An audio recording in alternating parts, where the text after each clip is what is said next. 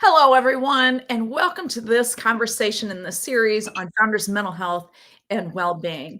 Today, my guest is Megan French Dunbar. She is an entrepreneur, a business journalist, and facilitator whose work revolves around making business better for all. She has launched multiple successful brands that have touched the lives of over 1 million people worldwide, including the first nationally distributed print magazine in the US focusing on impact driven business, the Conscious Company magazine. She's a sought after speaker on women's leadership and the future of business. She writes for leading business outlets like Inc., Business Chief, and Forbes magazine. And she's the author of the forthcoming book, This Isn't Working, set to be published in 2025. She lives in Boulder with her husband, Scott, and 2 kids, Jack and Addie. Megan, thank you so much for making time for this today. It's a pleasure. I'm so thrilled to be here. I'm just honored, right? Because even just reading that bio again, like I just feel like, oh my gosh, this woman has so much going on. Like, how does she have time for this conversation right now? How do you make Eh, that happen? Intentional. I'm very, very intentional about it. I have gone through the entire founder journey and burned myself out and destroyed my mental health and physical health. And it took, 2 years of recovery of getting through that. And I decided if I wanted to go play business again, I was going to do it in a much, much better way. And so I'm very intentional about how I set up my days, about my boundaries, about what I hold lightly, what I am focusing on. So it's a lot of intentionality around it. Well, I think we have a lot to learn from you in this area. So, before we get to where you are living this intentional life right now, could you talk to us a little bit about that first experience, right? When you burned out. What You can tell us your story, but what I'm really curious about is what are some of those core beliefs that you had that kept you trapped in that cycle of burnout? Yeah. Well, I think this is probably something that a lot of people can like in these generations that are in the working field right now can relate to a lot is that we grew up focusing on achievement. Like my generation, I'm an elder millennial, and there was the societal script of, you do well, you set yourself apart, you win all the awards, you're the captain of the things and the valedictorian, and you get into the best school, and then you get the best grades, so you can get the best jobs, you can make the most money, so you can accrue the most wealth, and maybe do something that you like when you're 65 and you can retire and give back to philanthropy, and then you can maybe be happy and find some purpose in your life. And so that was the societal script that I very much was brought up on. I was a high achieving kid, high achieving adult, all the things. I launched this first business when I was 29, and our first magazine got picked up by every Whole Foods in the world with our, right out the gate. And so I took on the pressure of achievement. It was all about extrinsic motivation. It was about, we of course needed to make money to keep the lights on with the business, but it was just very much like I need to be the best. I need to make this magazine work. And then when we brought in investors, we did a seed round, brought in 21 impact aligned angel investors for a round of like 750,000 to really get everything up and running. When I had the added pressure of, oh my gosh, all these people gave me their resources and they believe in me and the vision that I painted, and I have employees now and their health insurance relies on me. Like it was just, I just took on all of the pressure on Mhm. top of all the achievement addiction and just wore myself to the bone. I mean, we put off having kids. I barely saw my partner. I didn't have a social life. I was traveling all the time. The very first thing I did when I would wake up would be to open my cell phone and look at my email. I would stay up late. I wasn't sleeping. I wasn't exercising. I wasn't paying attention. Nothing else mattered to me except for this business. And we had a great go. For context, a competitor business, they raised about $2.5 million and they went out of business in 9 months with 750,000. We were around for 5 years. And so it's a terribly hard industry to be in the publishing world, but we were scrappy and entrepreneurial and we did gorgeous things. but it came at a pretty sincere cost on the back end for me. Yeah, even as I hear you or the word scrappy, right? I think that and then I go back to what you were describing about all the things that where your focus was, where your attention was, which means where your energy was. And to describe that as scrappy seems to romanticize it a little bit. Mm. Is that fair? Yeah, it's interesting. We did work with a gentleman, won't name names here, but we were talking about values, and he said, "I want one of our core values to be hustle." And I was like, "Hustle, huh?" Like, I was just thinking about this cult of busyness and hustle and scrappy and, all the things that and like paying dues and sweat equity and all these things. It does romanticize the journey a bit. And I also think there was, at least for me, with fellow founders and entrepreneurs, it was almost like we were wearing our exhaustion and our busyness as a badge of honor. And we'd get together and we'd compare kind of how we were destroying ourselves, who was doing the most destroying of their souls in the name of their business, and who was compromising their health the most in the name of their business. And there is this kind of romanticized scrappy entrepreneurial thing, which in one sense, like, I do feel some, like, there's some pride in it. I mean, I don't have a trust fund, we didn't have any money, we pulled this thing together with like duct tape and glue, and we're able to build this, international media company as two young women with this teeny tiny team. And so that part of it was like, there's a part of like my kind of working class ethic that really appreciated what we did. And there's the other side of it, the shadow side of that, of romanticizing the scrappy entrepreneurial life, which is, it's it chips away at your mental and physical health the longer you do it without support. Absolutely.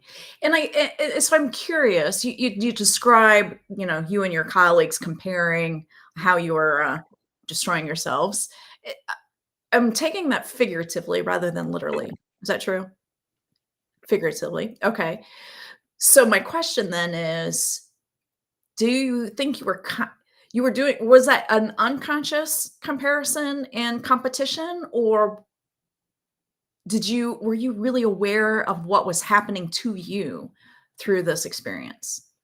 I think I was telling myself the story that so many people love to tell themselves, which is, I'm fine. Like, I'm running a whole company.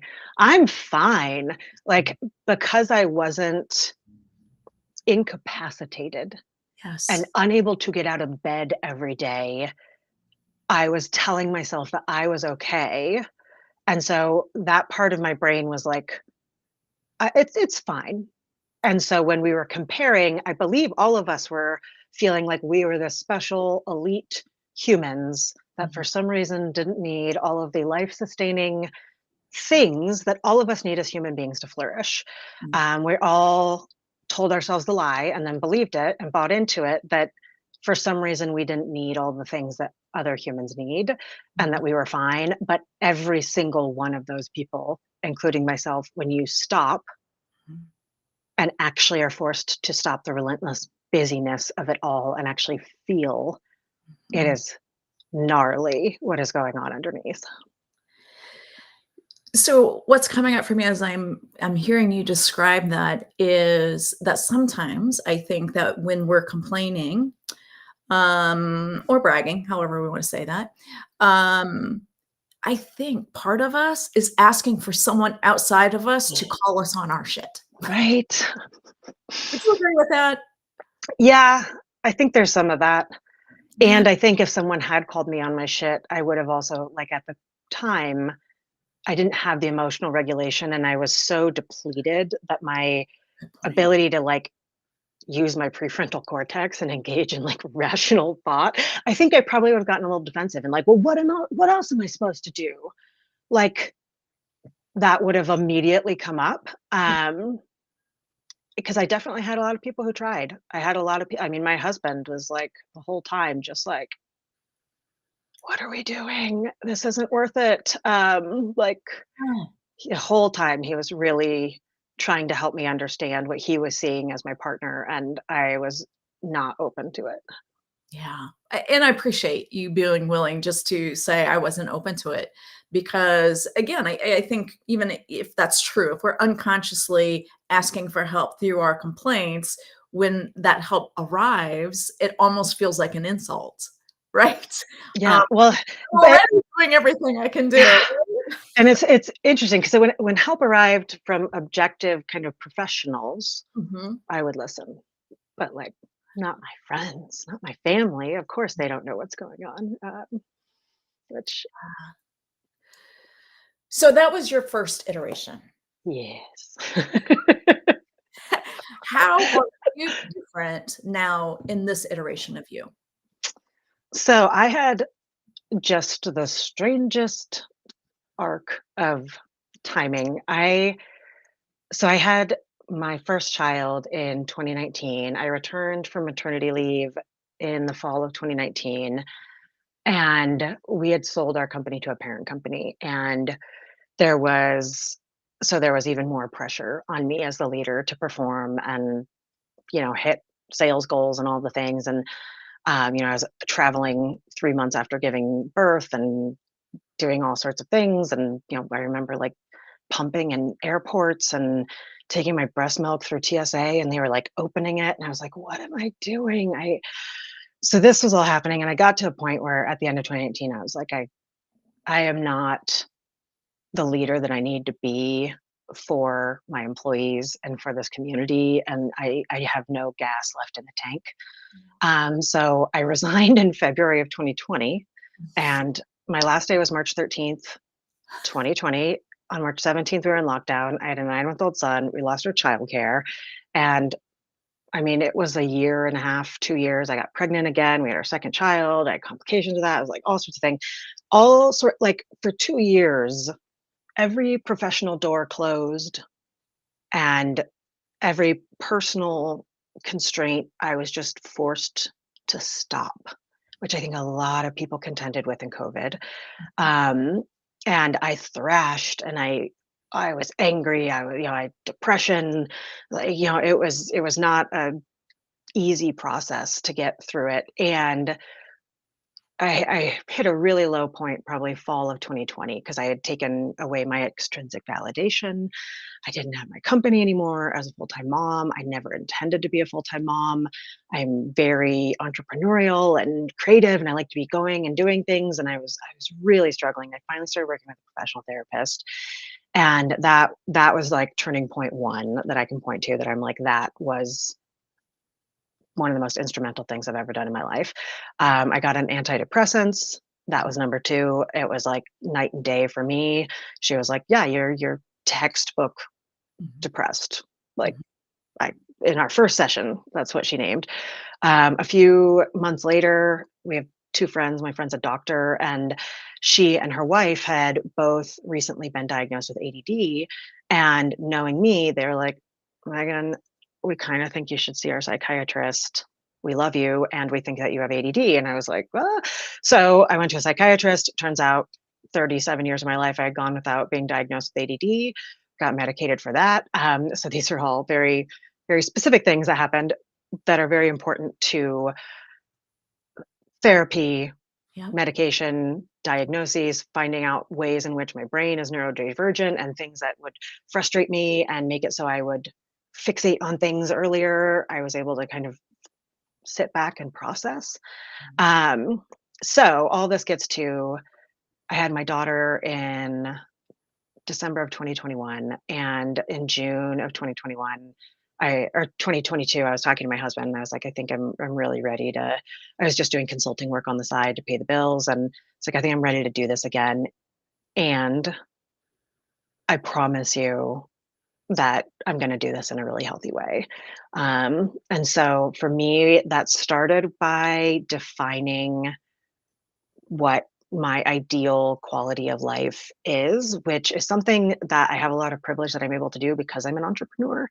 I Mhm. work for myself. I set my own rules. I get to choose what I work on. And so there's a lot of it's a it's not necessarily a transferable recommendation, which some people find frustrating, and I often urge people to try setting out on their own because I think you have the autonomy to be able to build your own life in a beautiful way, or you can build this sort of framework with your colleagues and your employer if they're open to it. But I set, here's the hours I want to work, here's my non-negotiables, here's the type of work I want to do, here's how I want it to feel. You know, all of the things that I had, and that was very much like I don't work past 2:30. I Mhm. pick up my kids at 3. I hang out with my kids, and I'm very intentional about socialization with my children, with my family. I don't travel more than once a quarter at this point. It was just all the things that I knew I could identify and pinpoint as really, really stressful, sincere causes of stress in my previous life. So I brought those in, and for 3 years now, have stuck true to it. I love Um, I'm very boundary driven. I have 2 different businesses, and both going into both of them with my business partners, I was very clear right up front, like this this is how I work. I don't work weekends, I don't work nights. I'm Mhm. not going to take this too seriously. I'm not going to build a huge entity to try to sell it. Like if you're in the business of wanting to build the biggest organization on planet Earth, fantastic, go do that with someone else. I'm not your girl. Mhm. So it was very clear about, and a lot of this was done with my therapist, of what were the main triggers of some of the main issues that were causing mental health issues, and putting parameters around those and sticking to them. I'm pretty dogged about that. And as I look to the future, I have this book coming out in 2025, and it's going to be this first real test of those boundaries when I'm asked to do a book tour and publicity stuff, and just having to walk the talk. Mhm. And if Mhm. I'm going to write a book about it, I need to be able to like practice what I preach. So Right. we'll see. Well, one of the things that I'm hearing in your story is in that first part of living up to external expectations and the path kind of that was set out for us. The big pause that we all experienced in 2020, and what happened for you or what you experienced within that pause, then you're coming out on the other end with clarity about what you really want. Because what I see in this arc is when you were living by the expectations, what you thought the path should be, you didn't even I'm wondering, did you even pause and ask yourself what you really wanted? Or was it just, I want what I'm supposed to have? It was the latter. It was like I want validation. I want to be known. I want Yeah. influence. I want to be regarded. Money wasn't like a thing that I thought about, but it was very much about achievement. It was all about wanting to be acknowledged for what I was doing. So how do you get that need met now with these boundaries? Well, this is the fun stuff. So I've been writing about this. It's so much fun because the book that I just wrote, I literally just turned it in last week, was actually like the unfolding of the and this was like, taking practices from tons and tons of women business leaders that I've met, but it was unfolding all of this stuff, and writing about it was like the most therapeutic journey I could possibly imagine. And this is one of the things that I talk about is moving our idea of what success is from what I call social success to soul success. And social success is based on quantity and extrinsic motivation and like external pressure.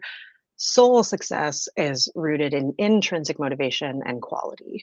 And so when you look at the key markers of intrinsic motivation, they're having purpose and meaning, feeling like you're passionate or growing or mastering something, or having autonomy over your life. And so, kind of focusing on those 3 elements of intrinsic motivation, and then also looking at your quality of life, what you need as a human to flourish. Mhm. So, I was actually talking to my friend Courtney Klein. She's a multi-time entrepreneur.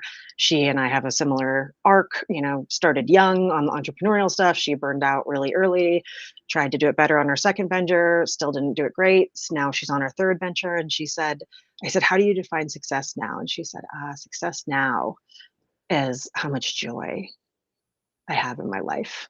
Success, I consider success to be Am I walking the beach every day at 3:30 with my kids?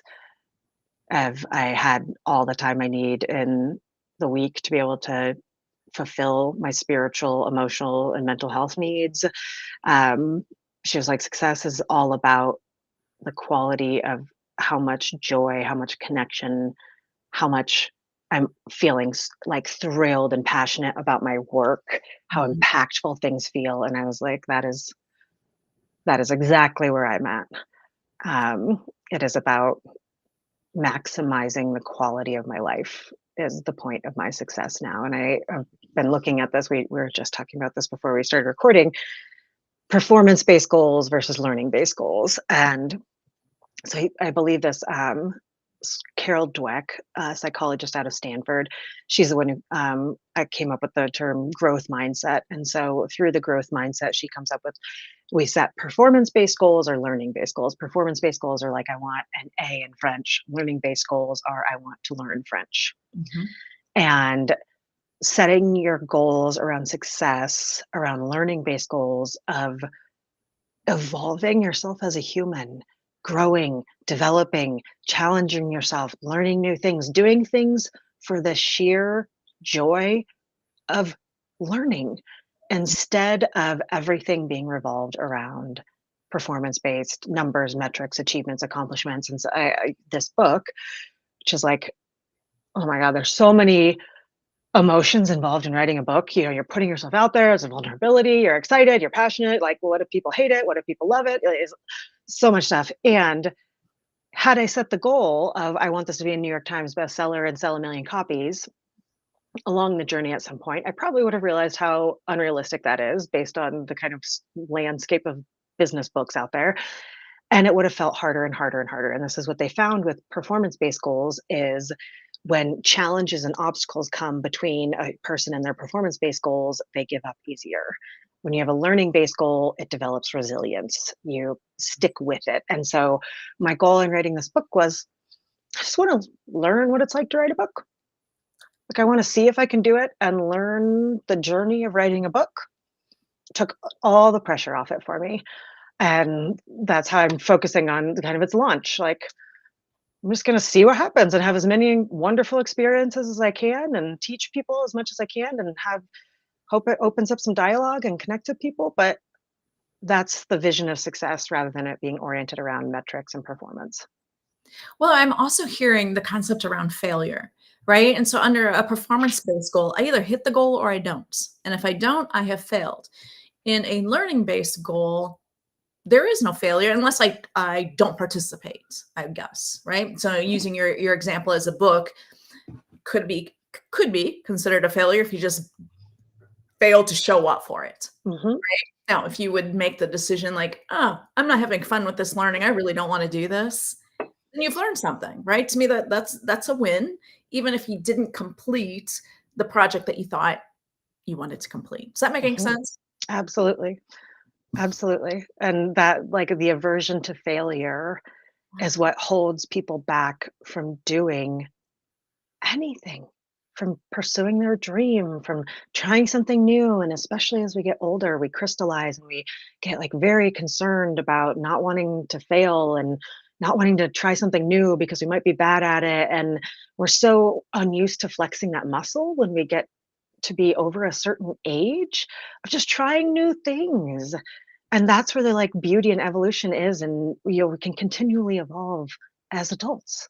There's like spectrums of adult development. We're just figuring all this stuff out in the last 40 years. You can Right. continually evolve. You're not set as you are as a perfect person as soon as you hit 18. Like, so yeah, there's the aversion to failure is so strong in our culture and it holds so many people back. And I'm also feeling like there's an endpoint, right? So there's a project, there's a goal, and there's a date by which this goal should be met. And either we've met that goal by that date or we didn't. And it just feels like an ending, right? And then then you have to have a start again. And so if you were successful, then it's probably easy to start on the next one. If you weren't, it's probably not easy to start on the next one, This is right? also the fun thing about extrinsic motivation and achievement, as there is a researcher who he specifically works on substance abuse, and he looked at the way our brain reacts when someone who has a substance abuse disorder is in proximity to the substance, Okay. and when you're anticipating a reward, extrinsic validation, extrinsic motivation. They are the exact same process. We get addicted to achievement, and it follows the exact same pattern as substance abuse, like you just said. You hit the goal and there's a finality, you perform the thing, and then you have to set another goal and you have to hit the next thing. And it's just this like never ending cycle where you never find perpetual lasting contentment because you always need your next fix of achievement. I have never heard achievement described as an addiction, but it makes so much sense when you describe it that way. When I say achievement addiction, I've been, bringing some of the principles from the book out on tour in the last 3 months in workshops we've been doing, and I've had so many young women specifically say, "I feel personally attacked." And I'm like they're joking, not joking, where they're like, "Oh my god, that's me. I have achievement addiction." And I'm like, "Yeah, we all like most of us do." Them out, right? You just called them out on their Yeah, shit. yeah, Just they like don't like it. earlier, right? There's gotta Yeah, be some defensiveness like, "Well, that's not me. That wouldn't be me." yeah, But it often is. And that's okay too, right? yeah, We can love that part of us that, is addicted to that, and when we can acknowledge that need, then we can find another way to meet those needs, by really focusing on that internal piece, that connection to ourself. Speaking of that, how would you if you think about your relationship to yourself along your arc, what do you notice about where you started and where you are now and kind of where you the path? mm. I imagine it's not dissimilar to most women. I don't know. Most people probably, but probably women more specifically. Um, yeah, my relationship to self was not healthy for a very, very long time. Yeah. Um, I grew up not, just all the achievement stuff, but also we were like the first generation to get really like walloped over the head with the body image garbage, with like the supermodels, like the Kate Mosses and the Crawfords or whatever. Naomi Klein, I don't know. I don't know who I'm talking about this. Campbell, that's the one. And so like there was there, yeah, I was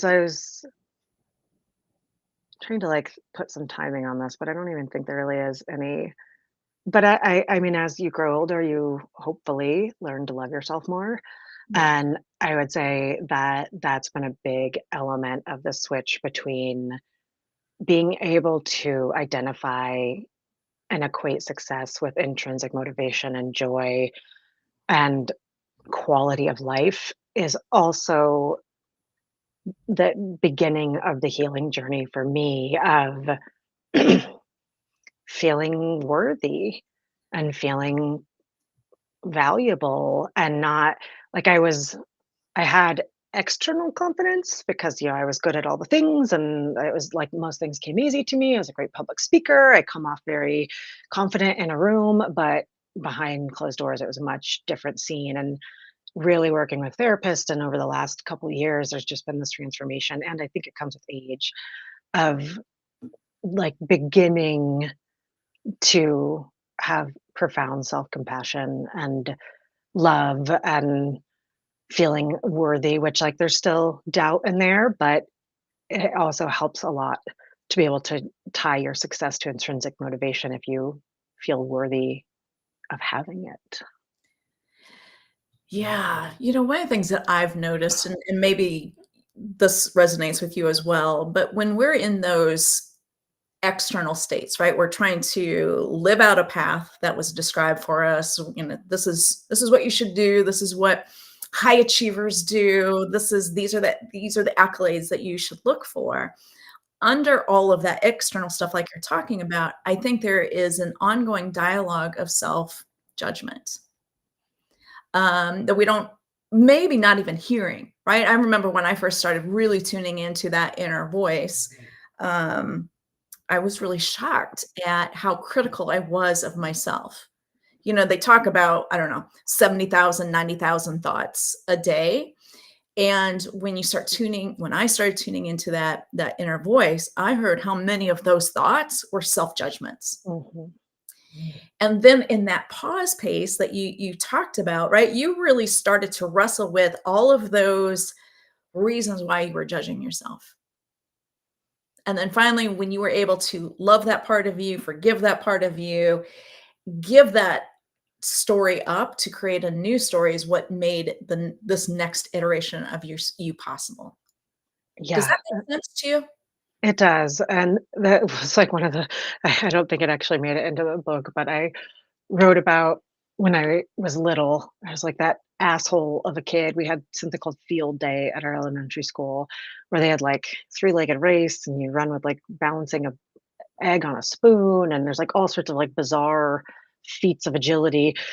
And I was that dick of a kid who like never let any other kids win. I just like collect my blue ribbons and I won every single thing. And I wrote this sentence down that I would hoard them and put them in a box under my bed because some unconscious part of me knew that they were the signs that I was worthy of love.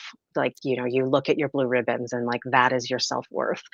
And with COVID, I had all of my extrinsic motivation and all the validation taken away. And when I sat in just the silence of it, I was like, oh, I have zero sense of self-worth or value as a human being in the absence of accomplishment.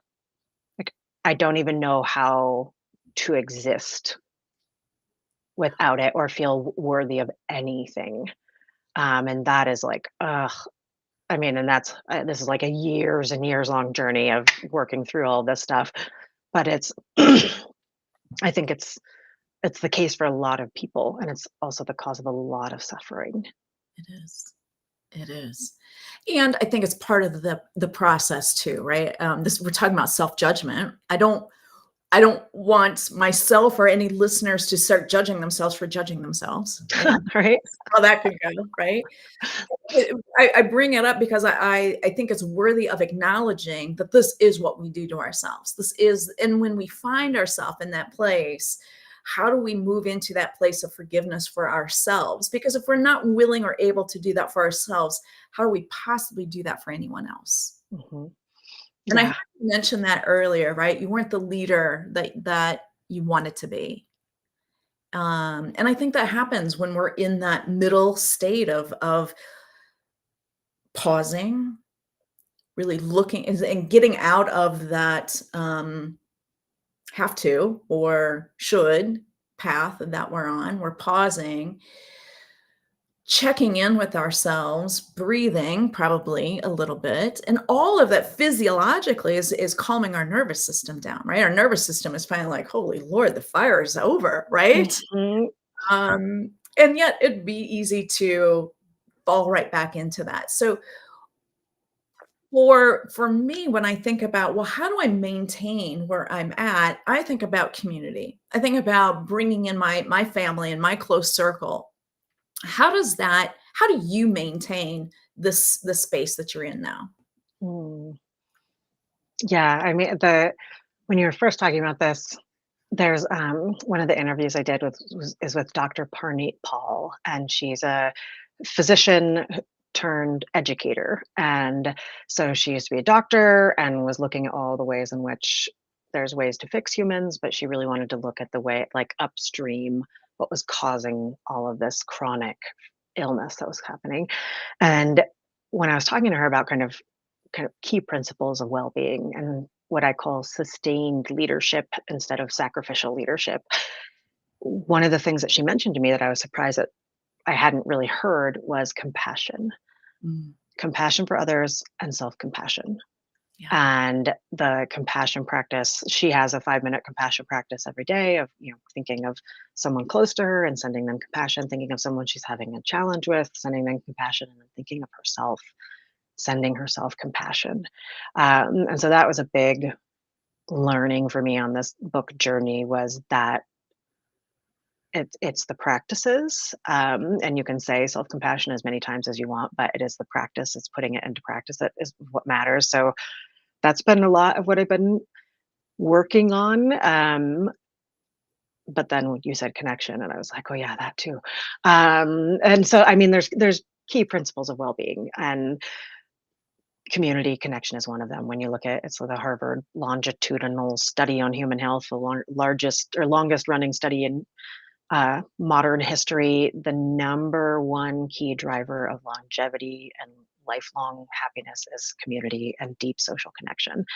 And that was something that I was just profoundly missing on my journey because I didn't have time for anything. But um, I'm very intentional about being in community now. And um, even we have just the most gorgeous setup. I live in Boulder. We live right on a park, one of the Boulder City of Boulder parks, and there's tons of houses all around this little area. And every Tuesday night, we all go out and have dinner in the park together. It's Oh, wow. probably 20 families, and all of our kids are running around like maniacs. And I was just thinking about, just last night, like I'm sitting next to my neighbor Liz, and she's, what's happening with the book? And I'm talking to her about her dad, and like just the constant cadence of community in our neighborhood, but also profound and deep, meaningful, loving relationships with our friends and family, and really focusing on that. This weekend we're driving 4.5 hours with our kids who are 5 and 2 to go see friends in Crested Butte because we haven't seen them this year, and we were just like, God, we really need to make this work. And so we really prioritize our friendships, our community, and also the other element, I just call them the basics. Mhm. um, what you put in your body, your food, Yeah. your sleep, your physical activity, and your mindfulness, or some sort of reflective practices. I was I was just looking at all the research around food specifically. I've always been a good sleeper, but food, I was just like, the ways in which I've always thought about food, of course, going back to the like body image stuff, it's always been something to avoid. It's Mhm. always been diet culture. It's always been like, how can I eat less of it? And all the research I've been doing around the book was like, oh gosh, food is in fact medicine. It's like it can be. Yes. And like it is the key element of what we put in our body makes our brains work and function better. I was actually looking at, there's like 95% of our serotonin is produced in our intestinal tract, which is related to the diet that you have. And if you are having a crappy, unhealthy diet, it doesn't allow that serotonin to get out and produce and function as well as it should. And looking at the human biome, I was just like blown away. So, anyways, um, small things like we stopped drinking, and cut out like unhealthy inputs into our life. I'll have a drink here and there on special occasions now, but it used to be a very common element of our lives. I sleep like the dead for at least 8 hours a night. I'm dogged about it. I read before I go to bed, so I have nice, peaceful sleep. I Mhm. work out every day now, and not from a place of I need to do this so I can fit into jeans, but from a place of like, I'm doing this for my mental health. I'm doing this. I'm an awesome mom. I'm doing this. I'm a great friend. And because I feel good, it feels great. Like, so yeah, those like compassion, the basics, connection, tapping into joy is also a big one. Like doing things for fun, Yeah. which we have so much guilt, especially like moms and parents, and all the things we should be doing, and we never have time for ourselves or our joy. And so I've been focusing a lot on just like being happy and doing joyful things and not feeling guilty about I love that, especially that last part about not feeling guilty about it because, again, that's that inner voice is saying, "Well, you got all this work to do over here. You don't have time for this." Or maybe that's just my inner voice. I them. don't know. Nope. No, I last year I had this like whole, so I had, my dad has been really sick for the last 3 years, and he he has two different types of cancer, and we were through one of his chemo treatments, and I looked up, and there were a lot of people in the room who were my age or younger, and I had this like, so while sitting in this chair, I had this, yeah, of course, I did the thought exercise of like, wow, if this was my last year on earth, what would I regret? And the thing that really came up for me was that I hadn't like tapped into my joy in years, especially with COVID and babies and kids and all the things. And one of the things that makes me the most joyful on the planet Earth is traveling. Mm. And we hadn't been able to travel for a while. My brother lived in Wales at the time. So I went and I proposed to my husband, I'd like to do a joy trip by myself. I want to go to England for 5 days. I want to meet my brother. I want to go to a Liverpool soccer game, which has been a dream of mine. I want to go to Wales and see my nieces and travel around. I'll be gone for 5 days. Can we make it work? And he was like, yes, we can. And then I was like, but here's the thing, here's a catch. I want you to do it too. I want you to take 5 days this year and you go on your own joy trip and no guilt, all the things. So I did this. And on my flight to London, the woman next to me asking me what I was doing. And I said, I'm going to London to meet my brother. I'm going to, spend 2 days by myself and just explore and travel by myself. And she's like, oh, wow, you must not have kids. And I said, oh, no, I actually do. I have two really young kids. And she said, and you just left them? I was like, oh, like the guilt, just the immediate guilt Mm. of like, oh, you just left your children. I was like, they're with their other parent and Right. his mom is there. I didn't like just leave them in her house. Yeah. And mothers and parents are allowed to leave their children for days at a time to go fill their cup back up because then you come back and you're such a better parent. But there's guilt from all sides of Yeah. just like, oh my God, a human being, an adult human being who's actually doing something for fun. Yeah. Like, Yeah. And there's children involved. yeah, yeah. And, I think that I love it, first of all, that you had this inspiration for this joy trip and that the condition one of the conditions was that your husband would also do that, right? So it's not just because I think that when we start thinking about how am I taking care of myself, that whole self-love piece, right? All the guilt and that, well, I shouldn't. But this was a very win-win sort of way to do this, right? You're not just taking from him and hoping he fills in the gap for you. Um, but I also think that sometimes a trip like that, even taking a day, feels like too much. So one of the things that I suggest to my clients and that I use for myself as well is I really practice savoring, right? I may Mhm. not be able to take a whole day, but when I have my coffee in the morning, I can either just drink it as I'm figuring out what I'm going to do for the rest of the day, or I can just take a few moments and just smell how I love the smell of coffee, right? I love the warmth of coffee in my hands. I love it when I'm drinking it, everything about that. And I'm just so aware of how I can do that so unconsciously. Like I'm just throwing it down my gullet, right? And versus, wow, this is an amazing experience. I do this every single day. There's no reason why I can't feel this way. And when I've started to focus on that, then of course there's lots of ways to savor, right? I can savor the leaves are falling from the trees like a Peanuts cartoon, right? It's beautiful. And so this idea of savoring, I really would just want to put it out there and invite people into this experience with me, right? Because those little bits and also it's also telling our remember those 90 or 1,000 thoughts that we're having, right? These are some of those positive ones. And to me, it's not just about noticing, right? Oh, this is a smell, it's sensual. I'm experiencing it maybe for 30 seconds, right? It's not just in my head, it's in my body.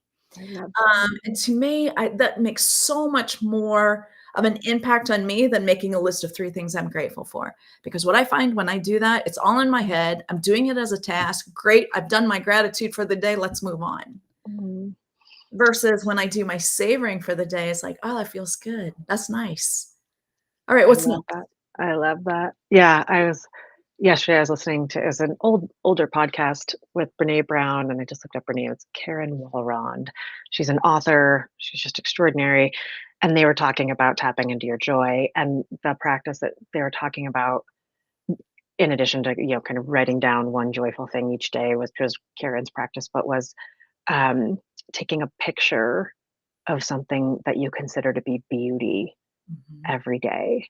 And that kind of like taps in a bit more to that kind of savoring where you're like really in the moment, you're appreciating the moment as it's happening, not just reflecting on the moment that has passed. And that savoring practice, I really, really like that. I'm gonna take that. I like that. And it gets into the body, right? All of those senses and doesn't have to take long at all. Megan, thank you so much for this conversation. It has through these topics that we talked about, has anything come up that you're like, "Oh, before we go, I wanna make sure we wrap this up or close this loop?" Nope. Okay. That's beautiful. Well, tell the listeners a little bit about where they might find more about you. Is there anything else about the book that we could know about now? Oh, I wish. Well, you can find me meganfrenchdunbar.com. It's Meghan. There'll be a book website, but not sure what it's Not gonna be yet. called. But summer 2025, look out for it. This isn't working. It'll be with Hachette Book Group. But yeah, beyond that, folks can just reach out to me if they want to talk through anything. Really grateful to be here. Excellent. Well, thank you to the listeners for listening to this. And if you through these conversations are like, "Ooh, maybe this is me," reach out to somebody. If you don't have anyone else or you're looking for opportunities, give me a call. Let's see where you are now, where you want to go, and how we can get you there. So once again, thank you for listening. Megan, thank you so much for sharing your